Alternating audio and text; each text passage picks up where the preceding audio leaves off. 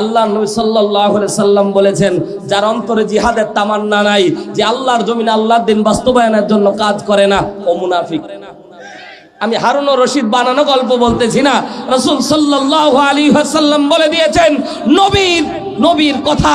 আল্লাহর নবী বলেছেন, তোমরা শাহাদাতের তামান্না নিয়ে ঘুরবা, যদি বিছানায়ও মৃত্যু হয় আমার আল্লাহ তোমাদেরকে শাহাদাতের সর্বোচ্চ মর্যাদা দান করে দিবে। জোরে বলেন সুবহানাল্লাহ। সম্মানিত ভাইয়ার আমার, খালিদ বিন ওয়ালিদ ইতিহাসের মধ্যে যার নাম লেখা হয়েছে, আল্লাহর নবী যাকে উপাধি দিয়েছেন সাইফুল্লাহ, আল্লাহর তরবারি। মুসলমান ভাইরা রে আমার, খালিদ বিন ওয়ালিদ রাদিয়াল্লাহু তাআলা আনহু যে যুদ্ধের মধ্যে যেত, আমার আল্লাহ রাব্বুল আলামিন ওই যুদ্ধে খালিদ বিন ওয়ালিদকে আল্লাহ বিজয় দান করে দিত। জোরে বলেন সুবহানাল্লাহ। হযরতে খালিদ বিন ওয়ালিদ আল্লাহর নবী মক্কা থেকে মদিনা সফর করার পরে আল্লাহর নবীর হাতে হাত রেখে কালেমা পড়ে মুসলমান হয়েছিল। খালিদ বিন ওয়ালিদের জিন্দেগি পড়ে দেখবেন, বদরের যুদ্ধে, ওহুদ যুদ্ধের প্রাককালে খালিদ বিন ওয়ালিদের নেতৃত্বে মক্কার কাফেররা যুদ্ধ করেছিল আল্লাহর নবীর বিপক্ষে। যেই তরবারি দাঁড়িয়ে গিয়েছিল খালিদ বিন ওয়ালিদের, চৌকস একজন যোদ্ধা ছিল খালিদ বিন ওয়ালিদ, যার তরবারি চকচক করত, নাঙ্গা তরবারি। খালিদ বিন ওয়ালিদের সামনে দাঁড়ায়া কেউ তার জান নিয়ে ফেরত আসতে পারত না। বিচক্ষণ একজন মানুষ ইসলামের ছায়া তলে যখন চলে আসলো, আল্লাহর নবী সাল্লাল্লাহু আলাইহি ওয়াসাল্লাম খালিদ বিন ওয়ালিদের হাতটা ধরে আল্লাহর নবী সাল্লাল্লাহু আলাইহি সাল্লাম খালিদ বিন ওয়ালিদকে আল্লাহর নবী সাল্লাল্লাহু আলাইহি সাল্লাম উপাধি দিয়ে দিলেন, খালিদ বিন ওয়ালিদ, তুমি সাধারণ কোন যোদ্ধা না, তুমি হচ্ছে সাইফুল্লাহ, তুমি হচ্ছে আল্লাহর তরবারি। জোরে একবার বলেন না সুবহানাল্লাহ। খালিদ বিন ওয়ালিদ যতগুলো যুদ্ধের মধ্যে অংশগ্রহণ করে ইসলামের মধ্যে, আল্লাহর নবী সাল্লাল্লাহু আলাইহি ওয়াসাল্লামের সাথে এবং নিজে ব্যক্তিগত কায়দায় যতগুলি যুদ্ধ করেছিলেন, আমার আল্লাহ রাব্বুল আলামিন খালিদ বিন ওয়ালিদকে বিজয় দান করত। খালিদ বিন ওয়ালিদ যখন যুদ্ধের ময়দানে যাইতো, খালিদ বিন ওয়ালিদ 2 রাকাত নামাজ পড়ে আল্লাহর দরবারে 2টা চোখের পানি ছেড়ে ডাক দিয়ে বলতেন, আল্লাহ রে, যুদ্ধের ময়দানে যাই, আমাকে শাহাদাতি মৃত্যু আমার তুমি দান করে দিও। আমি খালিদ বিন ওয়ালিদ যুদ্ধের ময়দান থেকে বেরোত যাতে না আসি। এর মুসলমান কোন ঈমান নিয়ে আমরা ঘুরি? ইসলামের জন্য জীবন দিয়ে দেখেন, ইসলামের জন্য জীবনটা বিলিয়ে দেখেন, দেখবেন 1 হাদি মারা গেছে, লক্ষ হাদি লোকান্তরে তৈরি হয়েছে। কথা বলেন ঠিক কি না? এক আল্লামা সাইদিকে মেরে ফেলা হয়েছে, বিষ প্রয়োগ করে মারা হয়েছে। এর মুসলমান, আমার আল্লাহ রাব্বুল আলামিন লক্ষ সাইদিকে আল্লাহ তাআলা অন্তরের মধ্যে জায়গা করে দিয়েছে। প্রত্যেকটা হৃদয়ের মধ্যে আজও সাইদির জন্য দোয়া হয়। কথা বলেন ঠিক কি না? আল্লামা সাইদি তুমি মরনি, শহীদ হয়েছ তুমি এটাই জানি। আওয়াজ তুলে বলেন ঠিক না? মহব্বত যারা করেন একটু আওয়াজ তুলে বলেন ঠিক কি না? আল্লামা সাইদি তুমি মরনি, শহীদ হয়েছ তুমি এটাই জানি, শহীদ হয়েছ তুমি। ওগো হাদি তুমি মরনি, শহীদ হয়েছ তুমি এটাই জানি, শহীদ হয়েছ তুমি। পক্ষান্তরে আরেকজন পলায়ন করেছে, ওর কথা বলবো। ওগো হাসিনা তুমি হারনি, পালিয়ে গেছো তুমি এটাই জানি, দাদার দেশে গেছো এটাই জানি। কথা আওয়াজ তুলে বলেন ঠিক কি না? দেশটাকে চুষে গেলে 16টি বছর, উন্নয়নের নামে পাইনি খবর। তুমি তো ছিলে শয়তানের নানি, পালিয়ে গেছো তুমি এটাই জানি, দাদার দেশে গেছো এটাই জানি। আলেম ওলামার দিয়েছো ফাঁসি, মুখে বলেছো দিন ভালোবাসি।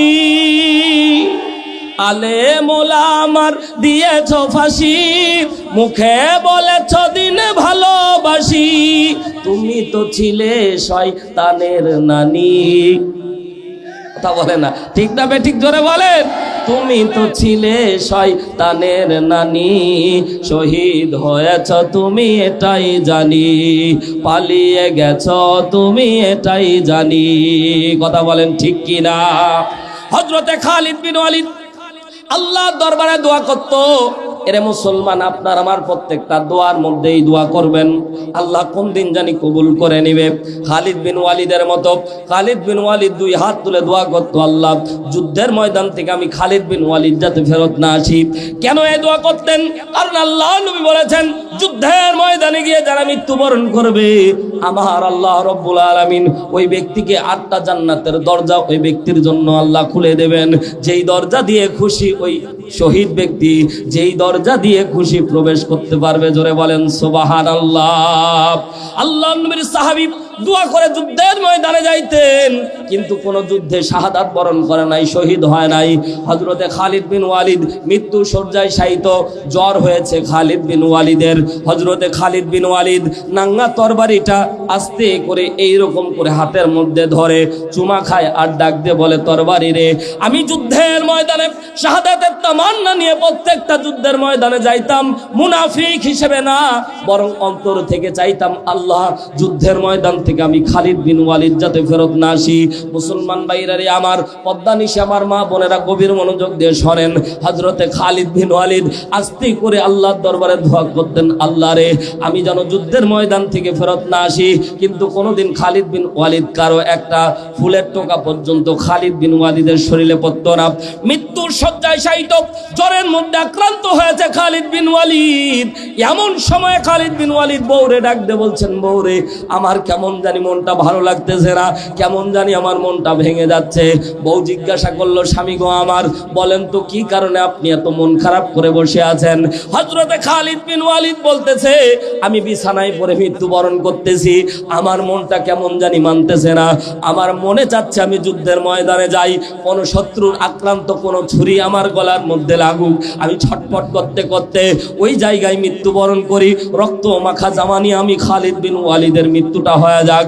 আমি খালিদ বিন ওয়ালিদের চাহিদা হলো এটা, কিন্তু না, আমার আল্লাহ তাআলা আমাকে কেমন জানি মৃত্যু শয্যায় শায়িত করে দিয়েছে। জ্বরের মধ্যে আমি আছি খালিদ বিন ওয়ালিদ, আমি কিছুক্ষণ পরে মারা যাব, মনে মনে হচ্ছে আমি মারা যাব ভাব তৈরি হয়েছে। প্রাণ প্রিয় স্ত্রী সান্ত্বনা দিয়ে ডাকতে বলছেন, স্বামী গো আমার, ও কলিজার টুকরা স্বামী আমার, আপনার নামটা কি? সাথে সে বলল খালিদ বিন ওয়ালিদ। বলে, ওটা না, আপনার উপাধি কি? বলছে সাইফুল্লাহ। সাইফুল্লাহ মানে কি? সাইফুল্লাহ মানে হলো আল্লাহর তরবারি। জোরে একবার বলেন না আল্লাহু আকবার, আরো জোরে বলেন না আল্লাহু আকবার। এর মুসলমান গভীর মনোযোগ দেন, অল্প সময় কথা বুঝে নেন। আমার আল্লাহ তাআলা খালিদ বিন ওয়ালিদের উপাধি আল্লাহর পক্ষ থেকে নবীর দ্বারা সুপারিশ প্রাপ্ত। সাইফুল্লাহ বলা হয় আল্লাহর তরবারি। বউ সান্ত্বনা দিয়ে ডাক দিয়ে বলে, স্বামী আমার, আপনি যদি যুদ্ধের ময়দানে মৃত্যুবরণ করেন, আপনি যদি যুদ্ধের ময়দানে কোনো শত্রু যদি আপনাকে আক্রমণ করে বসে, আপনার নাম হচ্ছে সাইফুল্লাহ, আল্লাহর তরবারি। আল্লাহর তরবারি জমিনের মধ্যে এমন কোন ব্যক্তি আছে জমিনের মধ্যে আল্লাহর তরবারিকে পরাস্ত করে দেয়? এজন্য আল্লাহ তাআলা কোন জায়গায় আপনার তরবারিকে কোনোদিন কেউ ফেলতে পারে নাই। আপনি যখনই তরবারি চালিয়েছেন, শুধু আপনার তরবারির ব্যাপারটা দাঁড়ায় নাই, বরঞ্চ এই তরবারি যেন আল্লাহ তাআলার ইজ্জতের ব্যাপার দাঁড়িয়ে গেছে। কারণ খালিদ বিন ওয়ালিদ যদি শাহাদাত বরণ করে, আল্লাহর তরবারি মাটির মধ্যে লুটিয়ে পড়বে। আমার আল্লাহর ইজ্জতের ব্যাপার, আল্লাহ তাআলা এই জন্য ফেরেশতা নাজিল করে বিজয়ের মালা পরায়া দিয়েছে।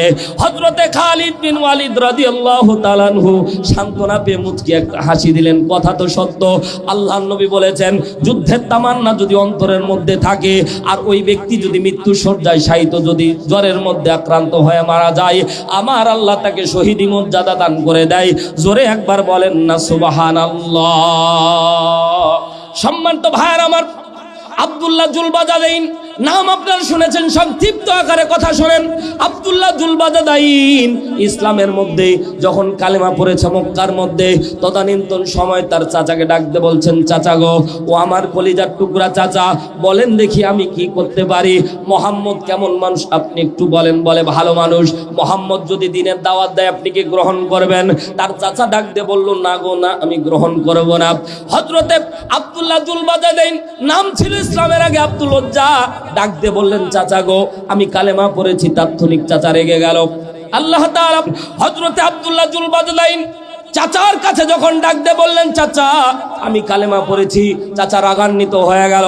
ডাক দিয়ে বললেন, আব্দুল্লাহ জুলবাজাদাইন, এই ওজ্জা, তুমি যে কালেমা পড়লা, তুমি কি জানো এর পরিণাম কি হবে? আব্দুল ওজ্জা ডাক দিয়ে বলছেন, চাচা গো জানি না, আমার জীবন চলে গেলেও আমি কোরআন ছাড়তে পারবো না। জোরে একবার বলেন না সুবহানাল্লাহ। হযরতে আব্দুল ওজ্জা ইসলামের আগে নাম, তারপরে আব্দুল্লাহ জুলবাজাদাইন নাম দেওয়া হয়েছিল।